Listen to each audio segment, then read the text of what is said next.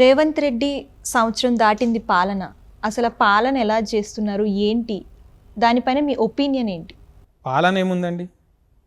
పాలన పేరుతోని తమాషా చేస్తున్నారు తప్పితే పాలన అంటూ ఎక్కడన్నా ఉన్నదా?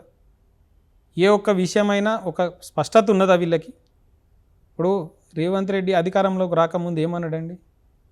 ఇప్పుడు ఒక ప్రముఖ కాంట్రాక్టర్ సంస్థ మెగా ఇంజనీరింగ్, ఇది ఈస్ట్ ఇండియా కంపెనీ లాంటి దోపిడీ సంస్థ, తెలంగాణ వనరులను దోచుకోనికి మాత్రమే వీళ్ళు ఇక్కడ ఉన్నారు, పనిచేస్తున్నారు అన్నాడు.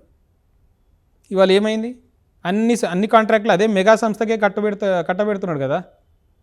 ఆఖరికి సుంకిశాల ప్రాజెక్ట్ ఉన్నది, హైదరాబాద్కి తాగునీరు తీసుకొచ్చే అవకాశం ఉన్న ప్రాజెక్ట్. దానిలో మొన్న రిటైనింగ్ వాల్ కూలిపోయింది. అసెంబ్లీ సమావేశాలు జరుగుతున్న సమయంలో కూలిపోయింది అది. అప్పుడు చెప్పలే ప్రభుత్వం. అసెంబ్లీ సమావేశాల సమయంలో చెప్పాలి. యూజువల్గా ఏదైనా జరిగితే డిజాస్టర్ అది అసెంబ్లీ దృష్టికి తీసుకురావాలి, చెప్పలే.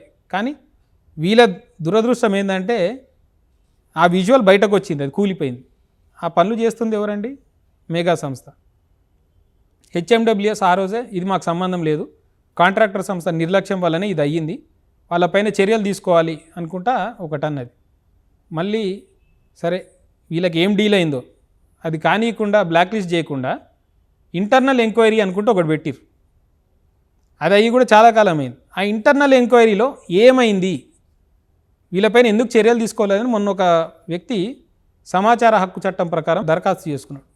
దరఖాస్తు చేసుకుంటే వీళ్ళు ఎంత గొప్పలు అంటే, దేశ భద్రతకు సంబంధించిన చట్టాలకు ఏదైతే వర్తిస్తుందో ఆ సెక్షన్ పెట్టి ఆ సెక్షన్ కిందకు వస్తుంది, ఇది మేము సమాధానం ఇయ్యలేమన్నారు.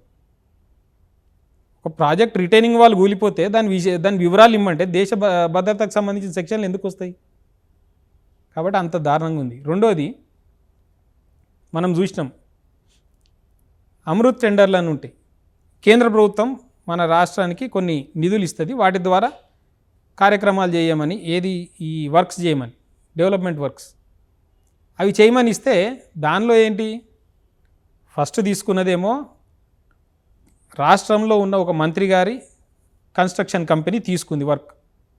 మళ్ళీ దానిలో నుండి ముఖ్యమంత్రి బామ్మర్దికి 2 కోట్ల టర్నోవర్ ఉన్న కంపెనీకి 1200 కోట్ల వర్క్ ఇస్తారు. ఓకే, మొదటిది అసలు మంత్రి గారి కన్స్ట్రక్షన్ కంపెనీ తీసుకోవడమే తప్పు. తీసుకున్న తర్వాత ముఖ్యమంత్రి బామ్మర్దికి దానిలో నుంచి మళ్ళీ వాటా ఇవ్వడం ఇంకో తప్పు. ఇది మీ చూస్తే చాలా స్పష్టంగా క్విడ్ ప్రోకో అనేది వస్తుంది. రెండోది ఆఫీస్ ఆఫ్ కాన్ఫ్లిక్ట్ వస్తుంది. ఎందుకంటే ఇప్పుడు ఒకటి ప్రభుత్వంలో ఉన్న వ్యక్తే ఆ వర్క్ ఎగ్జిక్యూట్ చేయకూడదు, అది తీసుకున్నారు. ఏమనంటే నా కొడుకు కంపెనీ అదంట. ఇటు ఏమో మంత్రి కొడుకు, అటేమో ముఖ్యమంత్రి బామ్మర్ది, వాళ్ళకు వాళ్ళు పంచుకోనికే చేసుకున్నారు. దానిపైన మళ్ళీ ఎట్లుంటుందంటే, మేము ఇది మొత్తం బీజేపీకి సంబంధించిన కేంద్ర మంత్రులు అందరికీ ఇచ్చినాం, దీనిపైన సాక్ష్యాధారాలతో సహా విచారణ చేపియండి అన్నాం. మరి వీళ్ళ ములాఖాత్లు మనకు తెలుసు. కోహినూర్ ఐటీసీ కోహినూర్ హోటల్లో అదానీ గారు, ఈ ప్రభుత్వానికి చెందిన నెంబర్ 2 మంత్రి ఇద్దరు రహస్య మీటింగులు పెట్టుకోవడం ఇవన్నీ జరుగుతున్నాయి. ఆయన ఇంటిపైన ఈడీ రైడ్లు జరిగితే కూడా దాని విషయం బయటకు రాదు. అంత స్థాయిలో కాంగ్రెస్ బీజేపీ నెక్సస్ నడుస్తుంది తెలంగాణ రాష్ట్రంలో. కాబట్టి మేము సాక్ష్యాలతో సహా ఇచ్చినా సరే కేంద్రం కనీసం ఎంక్వైరీ కూడా ఏమని లేదండి. ఓకే, అంత స్థాయి దుష్పరిపాలన జరుగుతుంది. రెండవది, వీళ్ళు మనం తెలంగాణ రాష్ట్రం ఏర్పడిన తర్వాత మొట్టమొదటిగా ఇక్కడ మనం అధిగమించింది ఏదైతే ఉన్నదో నీటి సమస్య, దాన్ని అధిగమించినాము. 2 పంటలు కూడా పుష్కలంగా నీళ్ళు అందించి వ్యవసాయ దిగుబడి పెంచినాం మనం. కానీ వీళ్ళు వచ్చిన 1 సంవత్సరంలోనే కృష్ణా బేసిన్లో క్రాప్ హాలిడే ఇచ్చుకోవాల్సి వచ్చిన పరిస్థితి వచ్చింది. అంత దుస్థితి కేవలం 1 సంవత్సరంలో ఎట్లా వచ్చింది అంటే, ఆ ముందు చూపు లేకపోవడం, లేకపోతే పరిపాలన అనుభవం లేకపోవడం, దాన్ని ఎట్లా హ్యాండిల్ చేయాలో తెలియకపోవడం, ఇవన్నీ అదొక ఎత్తు. హైదరాబాద్ నగరంలో మొన్న సమ్మర్లో చూసినాం మనం, విపరీతమైన పవర్ కట్లు చేసిరు. ఏమన్నా ఎవరన్నా దానిపైన కంప్లైంట్ చేస్తూ ట్విట్టర్లో పెట్టిరు అనుకోండి, ఇమీడియట్గా ఎలక్ట్రిసిటీ డిపార్ట్మెంట్ ఏం చేస్తుండే, ఒక తొండ ఫోటో పెట్టి, ఇదిగో తొండ పడింది ట్రాన్స్ఫార్మర్ మీద, అందుకే కరెంటు పోయింది. ఒకసారి తొండ పడుతుంది, ఒకసారి ఉడత పడుతుంది, ఒకసారి బల్లి పడుతుంది. ఇది చూపించింది. కాబట్టి ఈ రకమైన కార్యక్రమాలు ఇవి తప్పితే ఎక్కడైనా వీళ్ళు పరిపాలనలో తన మార్కు చూపించగలిగిరా? కనీసం అంబేద్కర్ గారి జయంతి కనీసం దాన్ని పూలతో అలంకరించడం కూడా చేత కాలేదండి వీళ్ళకి. పూలతో అలంకరించడం చేత కాకపోగా ఆ ప్రాంతానికే ఎవరు పోకుండా కంచెలేసిరు. అంబేద్కర్ గారి దగ్గరికి వెళ్ళి నివాళులు అర్పించే అవకాశం కూడా ఇయ్యారు ఆ ప్రజలకి. ఇప్పుడు పూలతో అలంకరించడానికి ఎంత అవుతుందండి? అదే ముఖ్యమంత్రి గారు సంవత్సరం మేము పాలన పూర్తి చేసుకుని అనుకోనికి మాత్రం 15 నిమిషాలు బాణాసంచా కాల్చడానికి 2 కోట్లు ఖర్చు పెట్టిరు. 15 నిమిషాలు బాణాసంచాకి 2 కోట్లు ఖర్చు పెట్టిరు.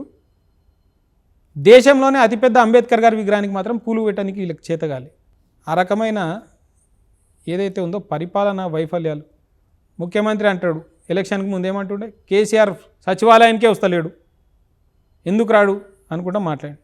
ఈరోజు నువ్వేం చేస్తున్నావు? సచివాలయంలో మీటింగ్లు ఎన్ని పెడుతున్నావు? సచివాలయం వదిలేసి పోలీస్ కమాండ్ కంట్రోల్లో ఎందుకు మీటింగ్లు పెడుతున్నాడు? ప్రజా పరిపాలన చేస్తే సచివాలయంలో చేయాలి. నువ్వు చేస్తుంది పోలీస్ పాలన కదా, అందుకనే పోలీస్ కమాండ్ కంట్రోల్లో పెట్టుకుంటుండు మీటింగ్లు. మంత్రులకేమో శాఖలపైన పట్టు లేదు. ఒక మంత్రి ఒకరోజు అంటాడు మొత్తం రుణమాఫీ జరిగిపోయిందని ఒక మంత్రి అంటాడు, మరుసటి రోజు ఇంకో మంత్రి అంటాడు లేదు కేవలం 18,000 కోట్లు మాత్రమే అయింది అంటాడు. ఇంకో రోజు ఇంకో మంత్రి వచ్చి ఏమంటాడు, అయిపోయింది ఈ నెలాఖరుకల్లా మొత్తం అన్నీ కూడా ఇచ్చేస్తున్నాం అంటాడు. మళ్ళీ నిన్న కూడా మాట్లాడితే ఇంకా అవ్వలేదు, తొందరలోనే అవుతాయి అని ఒక మంత్రి అంటాడు. స్వయంగా ముఖ్యమంత్రి ఏమంటాడు, మొన్న గణతంత్ర దినోత్సవం రోజే ఈ రోజు నుంచే రైతుల అకౌంట్లోకి రైతు భరోసా పడుతుంది, మీరు అర్ధరాత్రి 12 తర్వాత మీ అకౌంట్లో టకీ టకీ టకీమని పడతాయి అన్నాడు. మరి ఆ పాపం రైతులందరూ కూడా ఎక్కడ వస్తుంది, సప్పుడు వస్తలేదు, టకీ టకీమని నా ఫోన్ పని చేస్తుందా లేదా అని చూసుకుంటూ కూర్చున్నారు. ఈ రోజు వరకు రూపాయి రాలే. ఏమనంటే ఇప్పుడు కొత్తగా చెప్తాడు 31 మార్చి వరకు చేస్తాం మేము అని. ఒకటే మీటింగ్లో 20 నిమిషాల వ్యవధిలో ఒక దానిలోనేమో అర్ధరాత్రి 12 కాగానే మీ అకౌంట్లో టకీ టకీ అని వస్తాయి అంటాడు, 20 నిమిషాలు కాగానే మళ్ళీ లేదు మార్చి 31 అంటాడు. కాబట్టి వీళ్ళకి ఒక ఆలోచన లేకపోతే పరిపాలించే వ్యూహం, దానికి సంబంధించిన దార్శనికత ఇవన్నీ లేవు. ఎంతసేపటికి మీటింగ్ పెట్టాలి, అపోజిషన్ పార్టీని తిట్టాలి. ముఖ్యమంత్రి అనే వ్యక్తి ప్రభుత్వ కార్యక్రమాల్లో మాట్లాడించిన మాటలు ఏందండి, నేను అభివృద్ధి చేస్తా, ఈ పథకం తీసుకొస్తా, మీకు ఇంత మేలు చేస్తా, మీ ఆదాయం ఇంత పెంచుతా అనాలి. ఆయన మాట్లాడే మాటలు ఎట్లుంటాయండి, నీ పేగులు తీసి మెడలో వేసుకుంటా, నీ లాగులో తొండలు వదులుతా, నీ చెడ్డీ గుంజేస్తా, ఈ మాటలా అండి ముఖ్యమంత్రి మాట్లాడే మాటలా అండి ఇవి? ఆ 3rd క్లాస్ మాటలు మాట్లాడానికి నీకు ముఖ్యమంత్రి అవసరం ఏముంది? ఎవడైనా మాట్లాడతాడు. పరిపాలన చేయమంటే ఇవా చేసేది. కాబట్టి రేవంత్ రెడ్డి సంవత్సర కాలం పరిపాలన ఎంత గొప్పదంటే ఈయన చేస్తున్న మేజర్ ఏ కార్యక్రమానికి కూడా ఆఖరికి వాళ్ళ ఢిల్లీ బాసులు కూడా వస్తలేరు.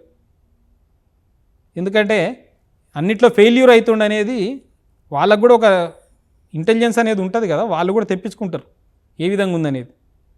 కాబట్టి ఆయన సంవత్సరం కాలం పరిపాలన గురించి మనం చెప్పే కంటే వాళ్ళ అధినాయకత్వం వ్యవహరించిన తీరు బట్టే మనకు తెలుస్తుంది. మీ విలువైన సమయాన్ని వెచ్చించి మా కోసం మంచి ఇన్ఫర్మేషన్ ఇచ్చినందుకు థ్యాంక్ యూ సార్.